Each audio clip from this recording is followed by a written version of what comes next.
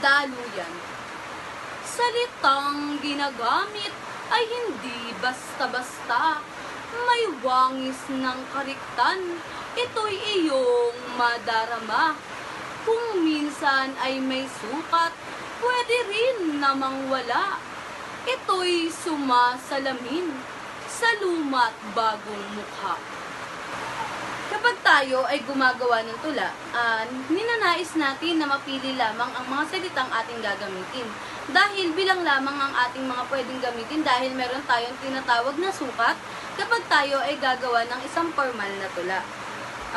Sinasabi rin na ang wangis ng tula ay isang kariktan o maganda dahil sa mga damdamin o emosyon na napapalabas natin gamit ang isang tulang ating likha o galing na rin sa mga tulang ating nababasa. Kadalasan sa tula ay nababanaag o nalalaman natin ang damdamin ng sumulat, kung siya ba ay masaya, umiibig, malungkot, at iba pang emosyon na meron ang tulang kanyang ginawa. Kung minsan, ang paggawa natin ng tula ay nilalagyan natin ng sukat. Ngunit pwede rin namang wala, kaya meron tayong tinatawag na malayang panulaan. Ito ay sumasalamin din sa luma at bagong mukha. Paano ko nasabi? Dahil noong unang panahon ay meron namang tula, ginagamit pa nga ito sa pagpapahayag ng mga damdamin.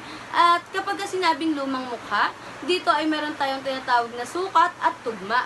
Ngunit sa bagong mukha ng tula, halimbawa na dito ang spoken poetry. Sa spoken poetry, wala naman tayong sinusunod na mga sukat, hindi naman kailangan na may tugmaan yung ating mga sinasabi. Kaya nga tinawag din itong malayang panulaan. Sa iyong simpleng pagsulat, mapapawi ang bigat. May hatid na damdamin, salita'y magayuma, emosyong nakakubli, ilabas sa paglikha. Pwedeng maging sandalan saan ka man magpunta. Sa pagsulat natin ng tula, anumang emosyon ay pwedeng maging paksaing nakapagbibigay kakintalan at damdamin sa mga mambabasa.